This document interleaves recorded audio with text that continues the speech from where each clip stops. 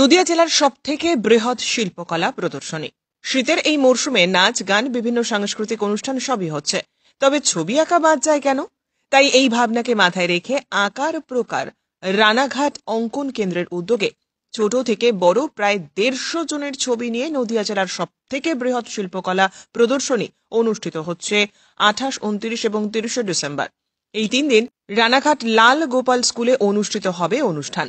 স্বনামধন্য খ্যাত চিত্রশিল্পীরা উপস্থিত থাকবেন। এছাড়াও বিভিন্ন সাংস্কৃতিক অনুষ্ঠান, ম্যাজিক শো সবকিছুই। রানাঘাটে আকার প্রকার বলে একটি অঙ্কন প্রতিষ্ঠান আছে আমাদের। সেই প্রতিষ্ঠানের এটা বার্ষিক প্রদর্শনী অনুষ্ঠিত হচ্ছে আজ। এখানে মূলত আমরা আজকে থেকে শুরু হলো, পরপর 3 দিন এটা থাকবে, সোমবার অবধি থাকবে 30 তারিখ।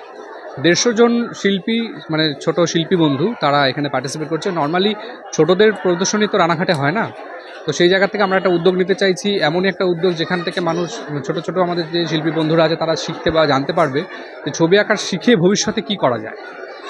ছবি আঁকা শিখে যে ভবিষ্যতে আর্ট কলেজে পড়া যায় বা এটা নিয়ে শিল্পী হিসাবে এগিয়ে যাওয়া যায়, সেটা ধারণা আমরা দিতে পারছি না যতদিন না পর্যন্ত ছবি আঁকাটা শুধু ঘরের মধ্যে বন্দি থাকছে। এর বাইরে যখন করতে আমরা পারবো, তখনই তাদের মধ্যে আমরা এই বার্তাটা পৌঁছতে পারবো।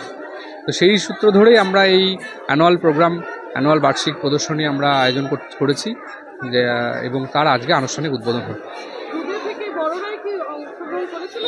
হ্যাঁ, সব এজের স্টুডেন্টরাই অংশগ্রহণ করেছে। আচ্ছা, তাদের ওই আঁকা এই যে যেগুলো মানে রাখা হয়েছে, সেগুলো কতদিন থাকবে?